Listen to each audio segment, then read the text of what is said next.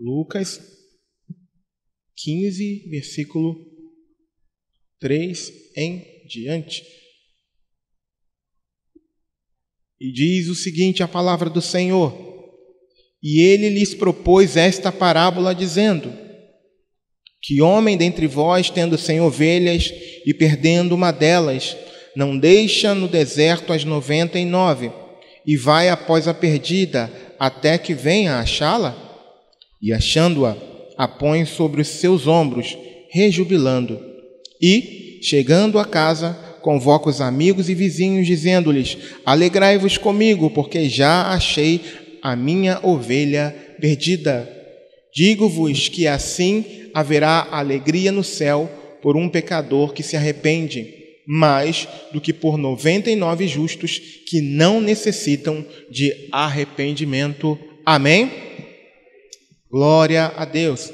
Pode se assentar.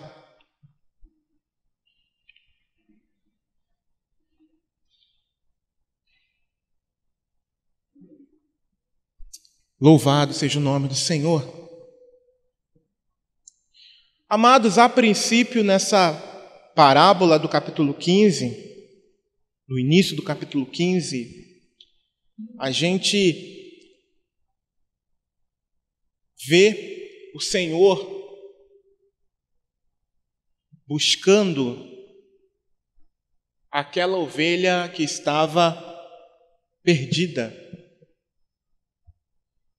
E algo muito interessante é que,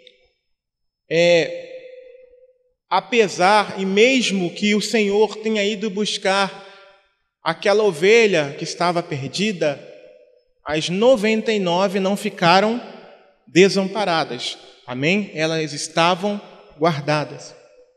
Porém, e esse é um entendimento muito importante, porém, avançando um pouco mais na leitura, no versículo 7,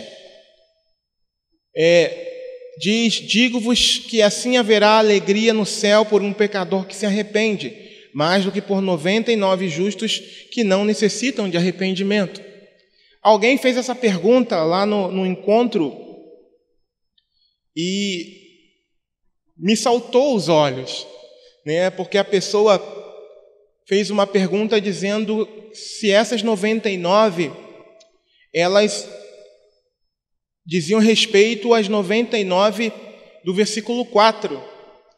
Só que quando a gente vai dar uma lida no início desse capítulo, a gente percebe que o desfecho do versículo 7, Jesus está dando uma... Eu não sei se eu posso usar esse termo, é o que me vem à mente, uma alfinetada, né? Nos publicanos e pecadores, porque diz assim a partir do versículo 1: E chegavam-se a ele todos os publicanos e pecadores para o ouvir, e os fariseus e os escribas murmuravam, dizendo: Este recebe pecadores e come com eles. Bem, consertando aqui, Jesus está dando uma alfinetada nos fariseus e nos escribas, não nos publicanos e pecadores, que eu havia falado agora há pouco. Então, nesse final aqui do versículo 7, no meu entender, Jesus ele está dando esse puxão de orelha nos fariseus e nos escribas, porque eles, por cultura, por ordenança, eles não poderiam se misturar com qualquer pessoa, com os pecadores, porque eles se tornariam cerimonialmente impuros. Que dirá assentar-se, né, para se alimentar, para comer com eles. E Jesus fazia isso. Então, para esses homens era o escândalo dos escândalos. Jesus estando junto, né, Jesus estando junto com essas pessoas, com os publicanos, com os pecadores, para os escribas e para os fariseus, isso era um escândalo dos escândalos. E eles faziam o quê? Como diz no capítulo 1, eles murmuravam. E eles murmuravam, melhor dizendo, no versículo 2, eles murmuravam do Senhor. E por que que nós trouxemos, por que que o Senhor nos chamou a atenção dessa leitura? Porque os fariseus e os escribas, eles eram alguém extremamente religiosos. E eles tinham tão forte a religião, porém não era algo que vinha do seu interior. Aliás, Jesus os censurava por conta disso, porque eles gostavam de exteriorizar a sua religião. Eles eram alguém que eram hipócritas, como o próprio Jesus os chamava de sepulcros caiados, bonitos por fora, mas podres por dentro. Então, a característica deles, apesar de conhecerem a lei de Moisés, apesar de dizer que praticavam a lei de Moisés, de que guardavam o sábado, pelo contrário, eles quebrantavam o sábado, no qual eles tanto diziam, idolatravam. E Jesus os censurava por conta disso, porque apesar de toda a religiosidade que eles possuíam, não era uma religiosidade que os levava para Deus, mas era uma religiosidade que os condenava. E porque Jesus estava com os publicanos e pecadores, eles criticavam, não sabendo eles que Jesus também estava vindo por conta deles, por causa deles. Mas porque já faziam parte de uma religião, eles entendiam que não precisavam de Cristo. Eles entendiam que por serem filhos de Abraão, eles não precisavam de Cristo. Aliás, eles se amarravam, vou usar esse termo, em bater de frente com Jesus, em criticar, em ficar observando ao Senhor, em estar por perto, não para ouvir, não para aprender, não para serem ministrados, mas para pegarem-no em algum erro, pegarem-no em alguma falta. Porém, eles se achavam salvos. Eles se achavam alguém que estavam quites com Deus. Eles viviam num exibicionismo, eles viviam numa falsa santidade, numa hipocrisia, num formalismo exterior. Alguns deles andavam com os pergaminhos, andavam com aquelas vestes longas e esperando a saudação pública. Essa era a característica deles. Porém, como nós dissemos aqui, eram sepulcros caiados. Porque eles entendiam até mesmo, eles tinham um entendimento equivocado de que a salvação seria pelas obras e não pela fé em Cristo. Por isso que eles gostavam tanto de exteriorizar. Existe um versículo aqui, deixa eu ver aqui, se eu encontro ele.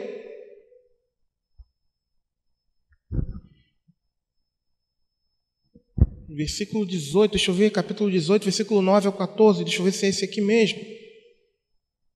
Isso, Lucas 18, versículo 9 ao 14, olha só.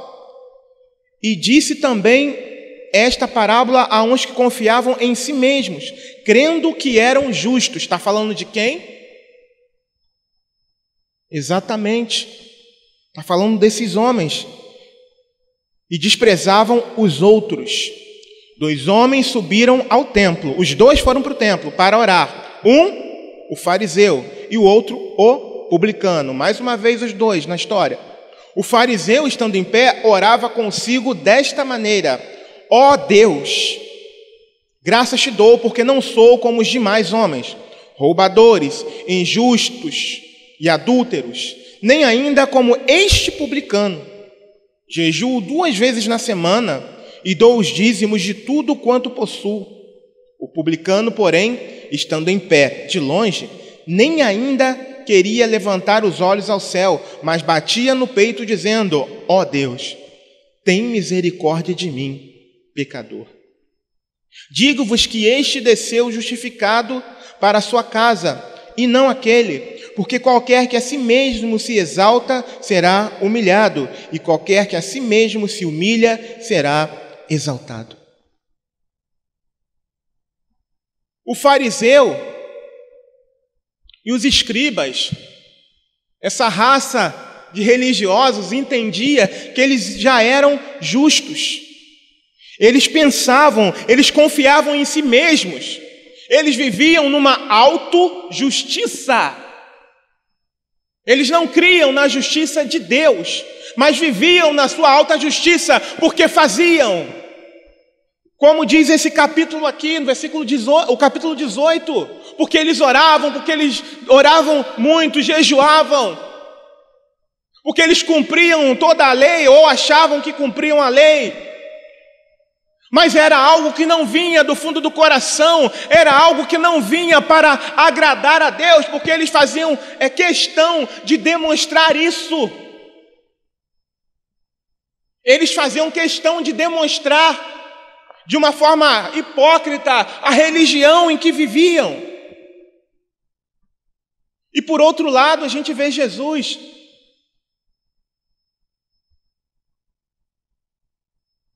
com os publicanos e pecadores, aquele pessoal que era rejeitado pelos judeus, porque também eram pecadores. Muitas das vezes a prática deles era corrupta, mas esses, reconhecendo seus pecados, queriam estar próximo de Jesus. E onde é que nós queremos chegar aqui, irmãos, nessa mensagem?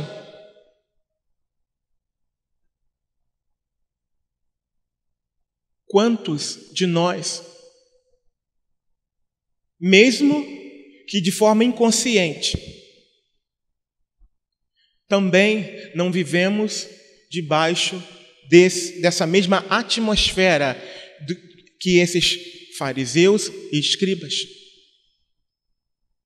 Quantos de nós, porque fazemos parte de uma congregação, quantos de nós, porque já fomos batizados, ou já temos X tempo na igreja, entendemos que não precisamos do Senhor. Às vezes, chegamos com uma concepção errada do Senhor e permanecemos com ela. Esses homens se chegaram diante do Senhor com uma concepção errada de si mesmo e permaneceram com ela. Chegaram-se diante do Senhor se achando justos e julgando os outros como pecadores, como pessoas menores do que eles.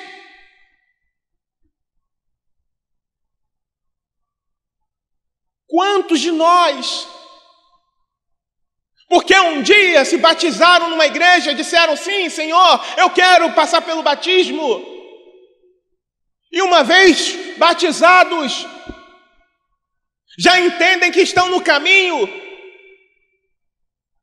porém andam de qualquer maneira, andam como se não conhecessem a Jesus. Quantos receberam a Cristo ou dizem ter recebido a Cristo em outro lugar, onde o Evangelho, quero deixar isso muito claro, porque nós aqui não somos o único lugar que prega o Evangelho, existem muitos outros lugares em que prega o Evangelho, e louvado seja Deus por causa disso. Mas quantos aqui, ou quantas pessoas talvez, não receberam ao Senhor Jesus em algum lugar onde não estava sendo pregado o Evangelho? E chegou no final, foi feito o apelo e a pessoa levantou a mão e foi fazendo festa lá para frente, e o pastor orou, impôs as mãos na cabeça, pegou o nome para o batismo e batizou e diz: agora você está inserido no corpo de Cristo. Quando na verdade não está. Paulo declara: não me envergonho do Evangelho de Cristo, porque é poder de Deus e salvação para todo aquele que nele crê. Evangelho. Quando a verdade do Evangelho é pregada, gera salvação. Se outra coisa, se outro Evangelho for pregado, não gera salvação. Só que isso acaba anestesiando, criando uma vacina anticristianismo, porque a pessoa recebe a Cristo, às vezes, em algum outro lugar que não prega o Evangelho, mas chegou nesse lugar, foi à frente, levantou a mão, passou pelo batismo, e agora eu não preciso mais me arrepender, porque eu já aceitei Jesus, eu já sou batizado. Mas continua com as velhas práticas, mas não nasceu de novo. Tem até um linguajar de crentez, fala o crentez perfeitamente, mas as suas atitudes demonstram que ela não pertence a Cristo. Assim como eram esses homens aqui, sepulcros caiados. Assim como esses homens aqui, escribas e fariseus, pessoas que conheciam ou que diziam conhecer a lei, e deveriam saber que aquele homem era o Messias por causa da profecia, por causa dos profetas, e ainda assim não reconheceram o tempo da sua chegada. Estavam tão cegos nos seus pecados, na sua autojustiça, e isso é pecado. Quantos tentam parar com algum tipo de pecado com a força do seu próprio braço? E isso também é pecado, porque Cristo se levantou para desfazer as obras do diabo. Não foi o homem que se levantou, foi Cristo. Então nós precisamos de Cristo. Nós precisamos de Cristo. Cristo em nós, a esperança da glória. Cristo a nossa suficiência. E esses homens criticavam a Jesus,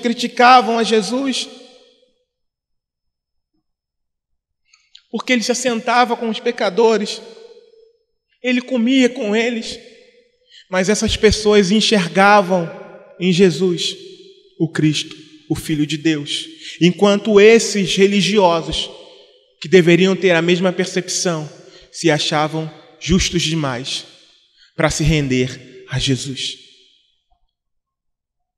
Não, mas eu já sou filho de Abraão. Eu já cumpro a lei de Moisés. E será que existe alguém aqui? Será que existe alguém aqui que um dia diz ter recebido a Cristo como seu único e suficiente Salvador, e que hoje carrega a porta uma Bíblia debaixo do braço, mas que não vive conforme a vontade do Senhor?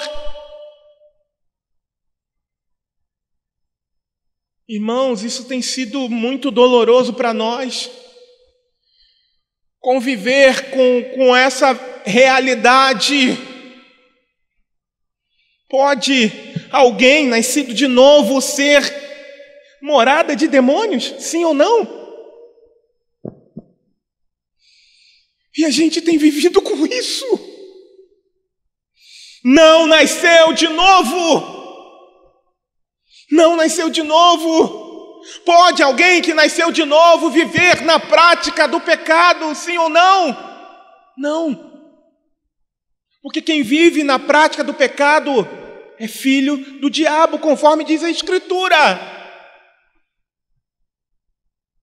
Embora nós vivamos nessa natureza que é tendenciosa, que é inclinada ao pecado,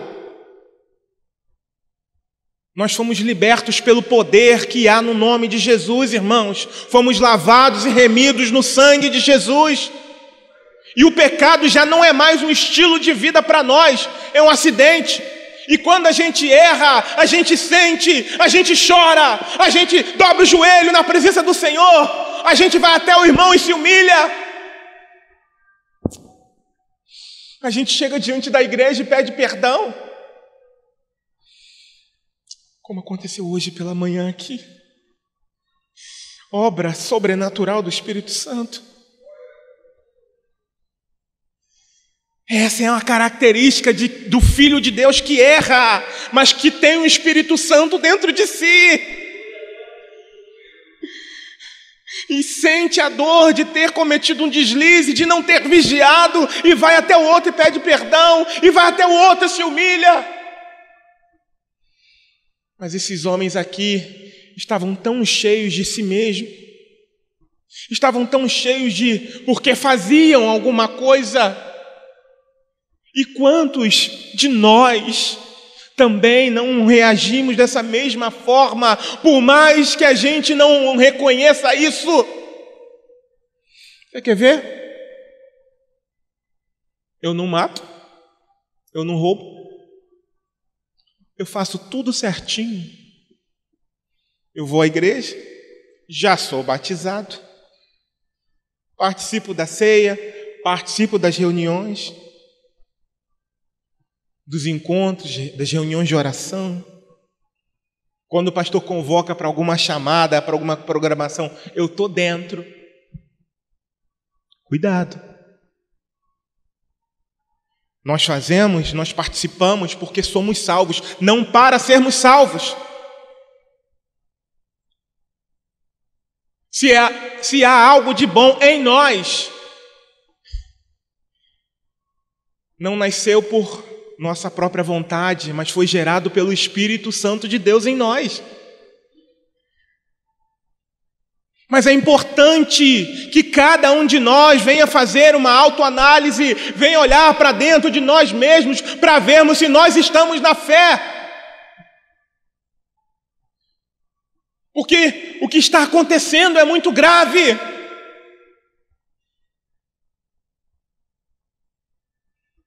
Vocês ouviram aqui os pedidos de oração?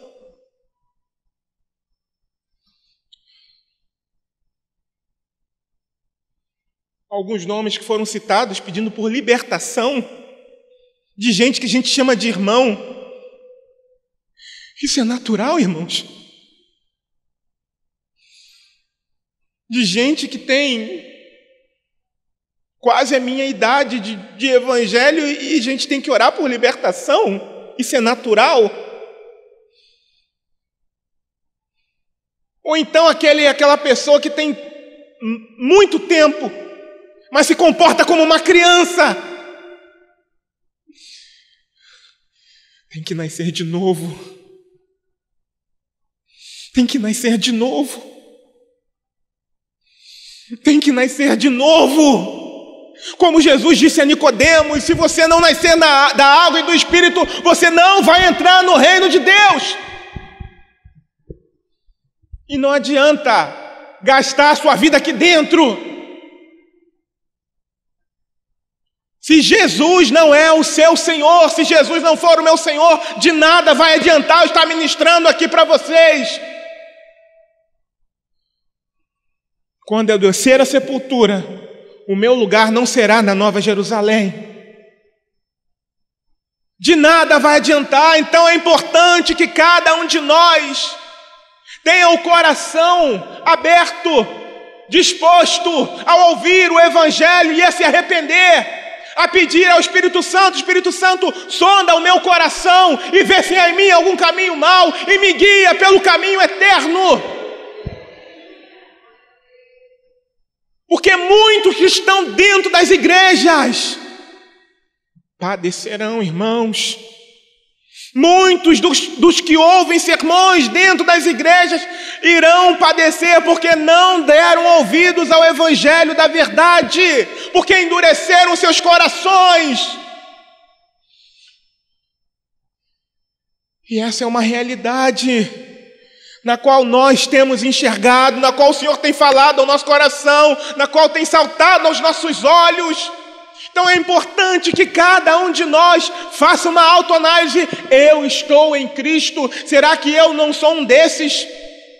Me auto-justificando, não, mas eu já fui na igreja de manhã. Ou seja, já bati meu ponto. Não preciso ir à noite, não.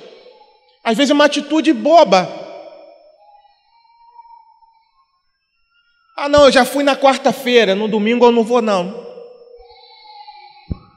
Ah, mas eu já fui no encontro. Irmãos, quanto mais o tempo se aproxima, mais unidos nós precisamos permanecer. Será que você não está percebendo as estações? Será que não há uma percepção do que está acontecendo? Da geopolítica, do clima? Em que mundo você está vivendo? Cristo está às portas e nós devemos estar preparados o tempo inteiro. O tempo inteiro. E se chamarem a sua senha hoje, as atitudes infantis de menino ou de menina que você toma, e se chamarem a sua senha hoje, tem que ter idade, não. Não tem idade certa. E se cantarem a sua senha e o seu nome, para onde você irá? Para onde irá a sua alma? Para onde? Para onde irá a minha alma? E se for chamado para prestação de contas essa noite, para onde irá a minha alma? Para onde irá a sua alma? Você para pensar nisso? Ou é melhor ouvir: não, você vai vencer, Deus vai te dar, vamos fazer um voto aqui, ó, tal. É melhor ouvir isso, né? É mais interessante.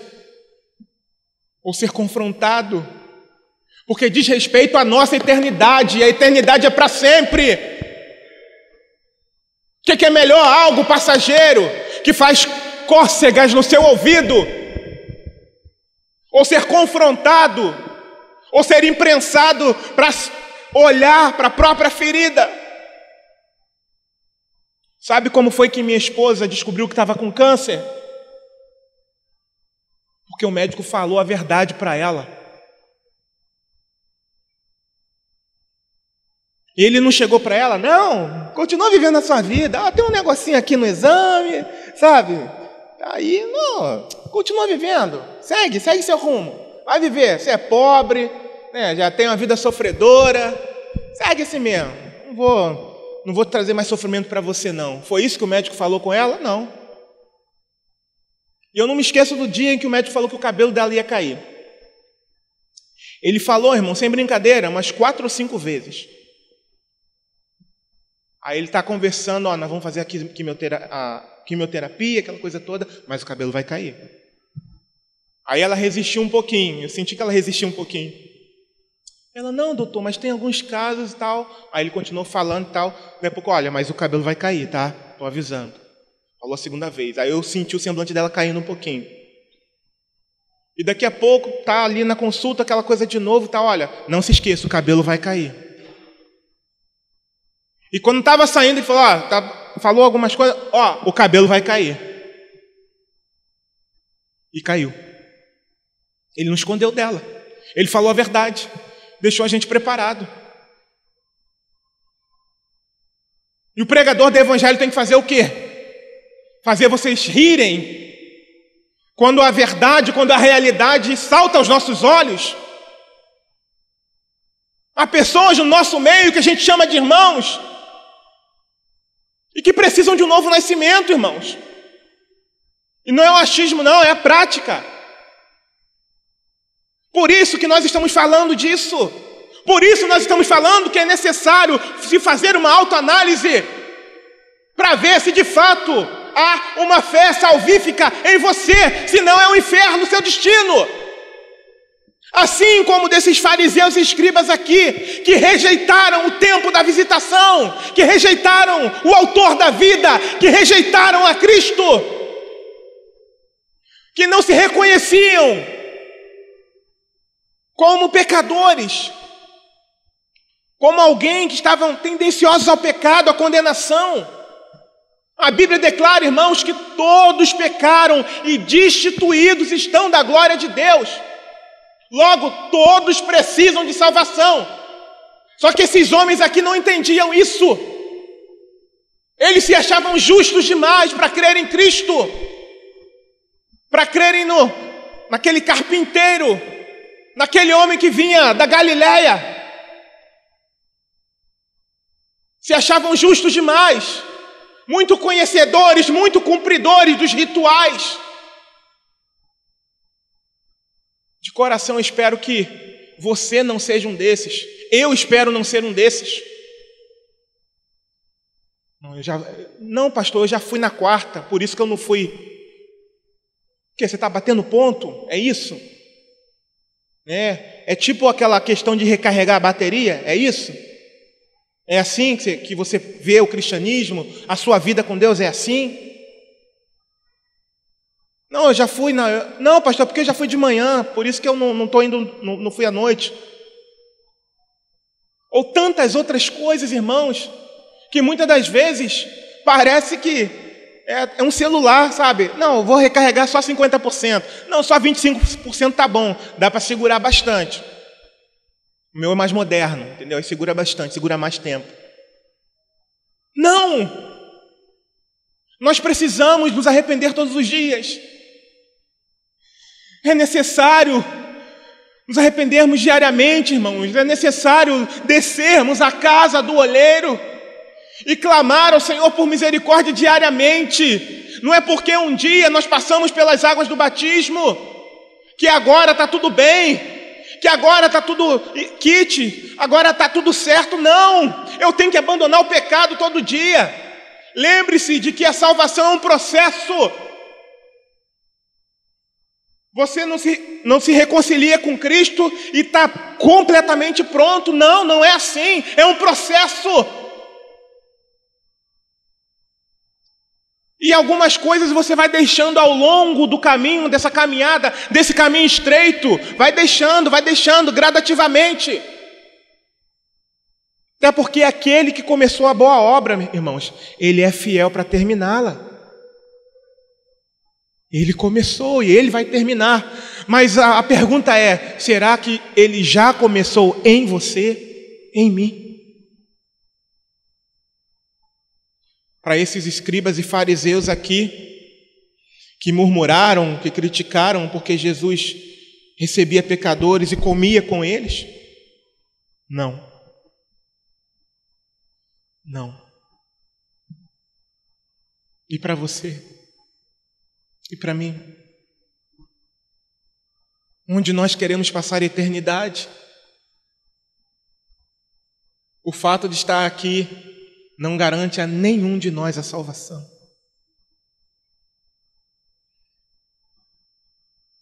Porque nós estamos aqui, nós somos dignos de salvação? Não.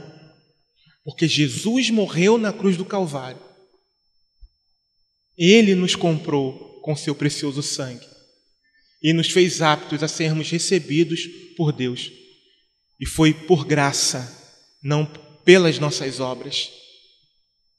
Os fariseus achavam que por estarem tão bonitinhos, fazer tudo certinho. E você que participa das reuniões de oração, cuidado. Cuidado para não julgar, para não apontar aquele que não vem, ou aquele que nunca veio, cuidado. Você que participa de todas as programações que existem aqui na igreja, cuidado para não apontar o dedo para aquele que nunca veio em nenhuma delas. Cuidado. E você que nunca veio, cuidado para não ficar de fora naquele grande dia, por negligenciar o chamado, para crescimento, para comunhão, cuidado. Assim como os fariseus e os escribas tinham que ter cuidado, os publicanos e os pecadores também. Porque de fato eles eram pecadores. Mas eles estavam muito mais próximos do Senhor do que os religiosos. Então, amados irmãos, que nós estejamos mais próximos do Senhor. Não porque fazemos alguma coisa ou pertencemos a uma igreja, mas porque o amamos, porque temos um relacionamento verdadeiro, íntimo e sincero com o Senhor. Cristo está às portas e é muito importante que você julgue a você mesmo à luz das Escrituras para ver se de fato você está na fé ou se você é um simples acompanhante do cônjuge, do filho, do amigo, do vizinho. Quem você é em Cristo? Você já parou para pensar nisso? Eu vou para a igreja por quê? Você já se fez essa pergunta? Eu estou congregando por quê? Qual é o motivo de congregar? Eu tenho a igreja como um clube? Um lugar onde eu vejo os meus irmãos? E eu me alegro? Eu rio com eles? Ou você vem para oferecer algo para Deus? Você vem para pedir bênção? Ou você vem porque você já é uma bênção e quer abençoar outras vidas? Você está preocupado mais com as coisas dessa terra ou com aquilo que está no porvir? Qual é a sua característica? Faça essa pergunta para você mesmo. E veja qual é a sua resposta à luz das Escrituras. E se não há uma compatibilidade com a palavra de Deus, se converta, se arrependa, porque a porta para a salvação, a entrada para a salvação se chama arrependimento.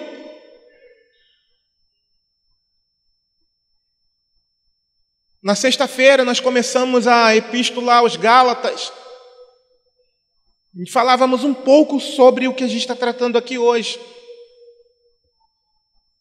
E eu quero perguntar a você, qual foi a última vez que você sentiu as suas misérias mediante a exposição fiel da palavra de Deus e em arrependimento você buscou o Senhor? Isso já aconteceu com você alguma vez? Você se sentiu, sabe, indigno completamente e se pôs a chorar. O seu riso foi convertido em tristeza e você foi buscar a Deus, porque você entendeu que você não era nada. Isso já aconteceu com você? Ou quando você recebeu a Jesus, você recebeu com festa, com confete, com chofar, com buzina? Como foi? Houve um quebrantamento, houve um pesar na sua vida? Passou um filme na sua cabeça de todas as ofensas que você um dia fez contra Deus?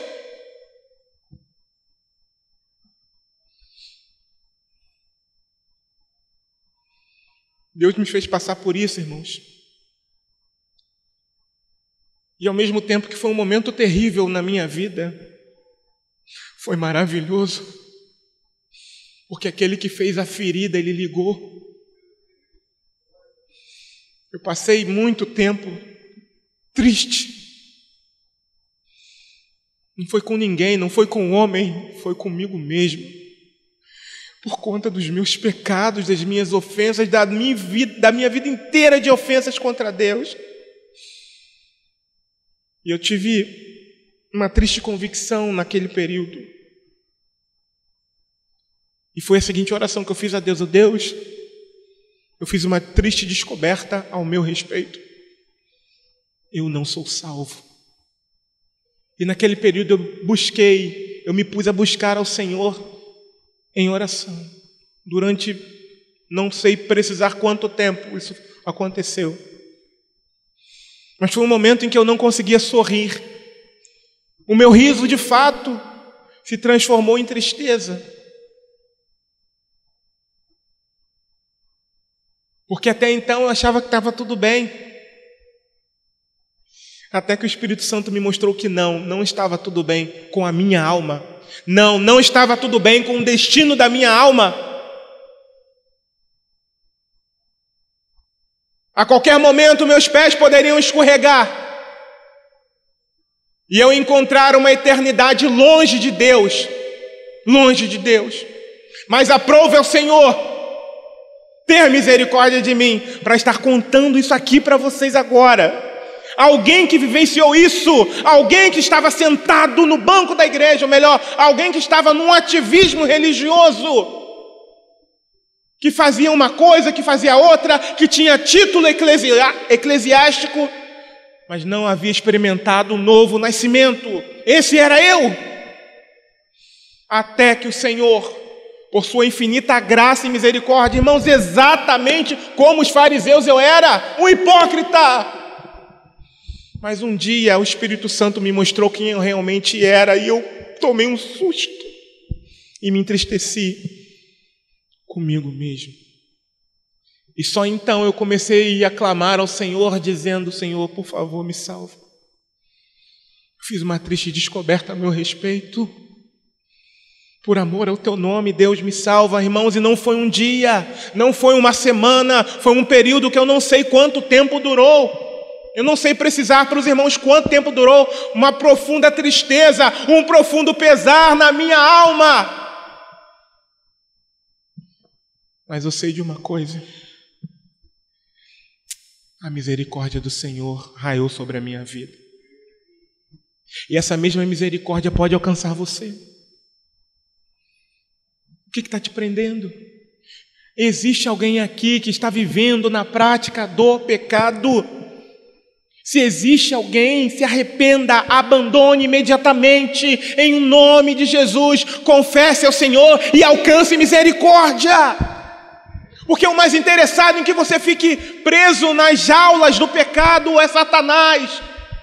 Cristo está nos chamando ao arrependimento. Cristo está chamando a igreja ao arrependimento, a viver na plenitude do Espírito Santo de Deus, a sermos cheios dele, cheios da presença dele, para a honra e para a glória do nome dele. Cuidado. Cuidado com a sua religiosidade. Cuidado com o seu bater de ponto. Ah, mas eu já fui no domingo. Poxa, irmão, eu senti só... Não, mas eu vim de manhã. Não, pastor, eu vim à noite. Cuidado. Ame ao Senhor. Amemos ao Senhor. Estejamos desejosos de estarmos em comunhão uns com os outros, de crescermos juntos na graça e no conhecimento, porque os dias são maus, os tempos são maus, os tempos são findos, está terminando, a noite está chegando quando ninguém mais pode trabalhar. Alguém falou no encontro, eu creio que a gente está já na tardezinha, foi algo que Jesus falou, tratando a noite como os dias maus. Estamos já na tardezinha. Essa noite está chegando e a gente precisa estar preparado. Nós precisamos estar com o nosso nome registrado no livro da vida. Porque se não tiver com o visto de entrada, nós não vamos entrar. Independente de quem sejamos, independente do título que tivermos, nós não vamos entrar. Independente do tempo que gastamos aqui, nós não vamos entrar se não houver o visto de entrada. Não vamos.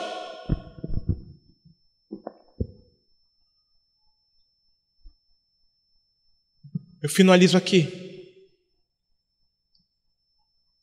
citando um versículo que a gente está cansado de falar aqui. Efésios capítulo 2, versículo de 8 a 10, que declara: porque pela graça sois salvos por meio da fé. E isso não vem de vós, é dom de Deus. não vem das obras, para que ninguém se glorie. Porque somos feitura sua, criados em Cristo Jesus para as boas obras, as quais Deus preparou para que andássemos nelas.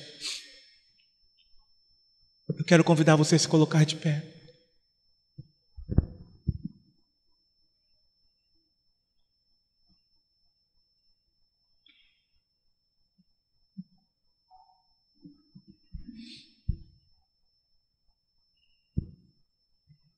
Quanto tempo você tem?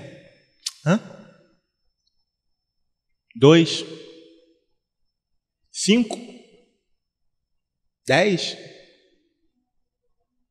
20? De cristianismo? Ou de religiosidade? De alguém que realmente nasceu de novo e que evidencia esse novo nascimento apresentando frutos dignos de arrependimento? Ou é alguém que está padecendo de inanição? Sabe o que é isso, inanição? Alguém que não cresce, que não desenvolve. Quem é você? Quanto tempo você tem? É claro que cada um tem uma natureza. Ninguém é igual a ninguém. Já rodou aí pelo WhatsApp, pela internet, um raminho com 2 frutas, uma madurinha e outra verdinha, mas ambas estavam no mesmo galhozinho. Eu não estou falando de todos terem que pregar, ou todos terem que, se desenvolverem numa determinada função dentro da igreja, mas todos estarem convictos, todos estarem com seus nomes escritos no livro da vida. É disso que eu estou falando. Todos estarem salvos em Cristo Jesus. Não porque o pastor falou, não porque o pastor chamou à frente, perguntou quem quer Jesus, e a pessoa levantou a mão, eu quero. Aí orou por ela, falou assim, agora você faz parte do reino de Deus. Não por causa disso, mas porque de fato, pela palavra, você é alguém que nasceu de novo.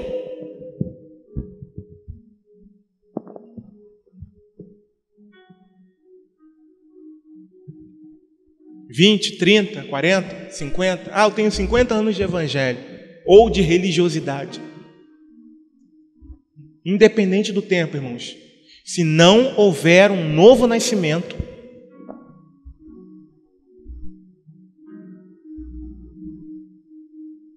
haverá condenação. Qual é o caminho que você escolhe? Qual é o caminho que eu escolho? Eu escolho o caminho estreito. Eu escolho a porta apertada. É difícil? Muito. Quer dizer, não é difícil, é impossível, humanamente falando. E é por isso que Jesus disse que não nos deixaria órfãos, mas que Ele enviaria o Espírito da verdade, o Espírito Santo, o Consolador. É Ele quem nos capacita, é Ele quem nos condiciona a caminhar nessa estrada estreita, porque humanamente falando é impossível, irmãos. Mas pelo Espírito Santo, e somente por Ele, esse caminho se torna possível.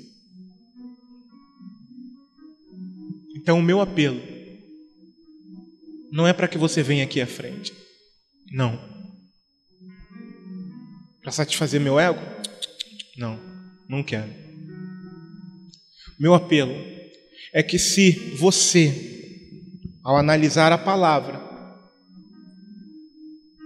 enxergar que não há compatibilidade na vida que você leva com a palavra, que você dobre os seus joelhos e implore o perdão de Deus e se arrependa.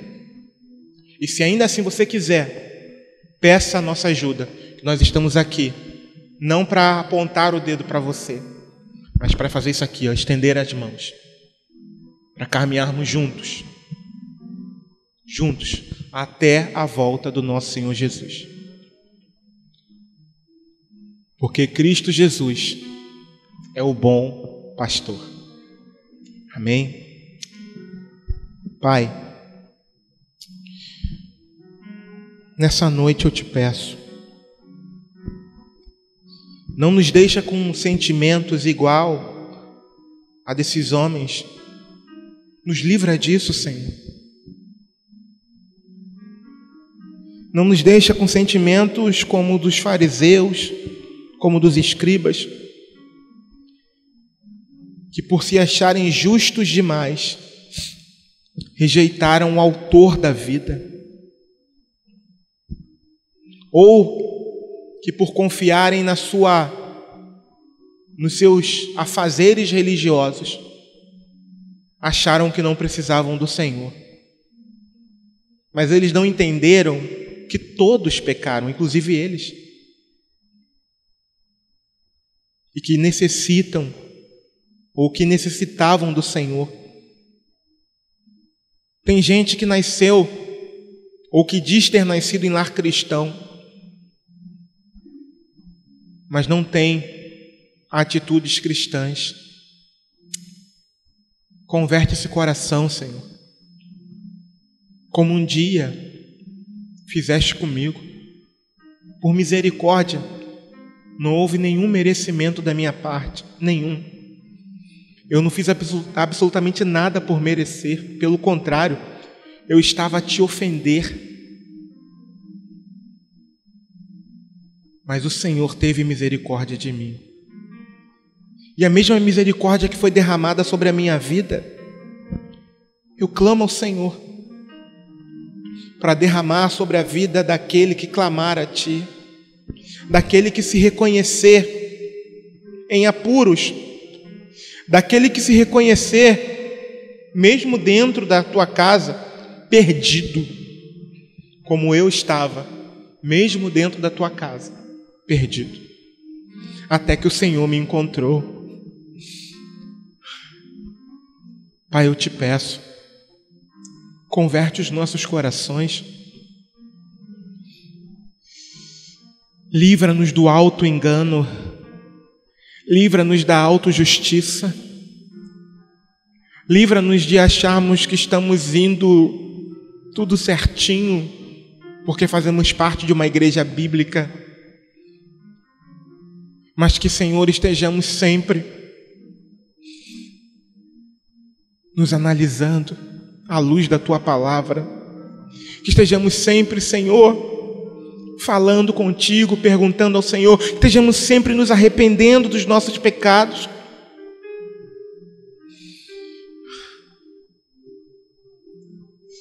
para que não tenhamos uma triste surpresa naquele grande e glorioso dia, ao descobrirmos que não conhecemos ao Senhor, ou que o Senhor não nos conhece. Eu te peço, Senhor, livra-nos desse mal, livra-nos, ó Senhor, da hipocrisia, livra-nos dessa religiosidade farisaica e converte os nossos corações em espírito e em verdade. Aviva a Tua igreja, Senhor. Liberta aqueles irmãos que pensam estar no Senhor, mas não estão. Liberta, Senhor, aqueles por quem foram feitas orações, que de fato precisam ter um encontro verdadeiro contigo. Do contrário, padecerão. Eu te imploro, Jesus. Eu te imploro. A mesma misericórdia que foi derramada sobre a minha vida, seja derramada sobre a vida desses e de outros que talvez eu nem perceba, eu nem saiba, que não tenha passado por um novo nascimento também. Mas o Senhor conhece, o Senhor sabe. Em nome de Jesus. Amém e amém.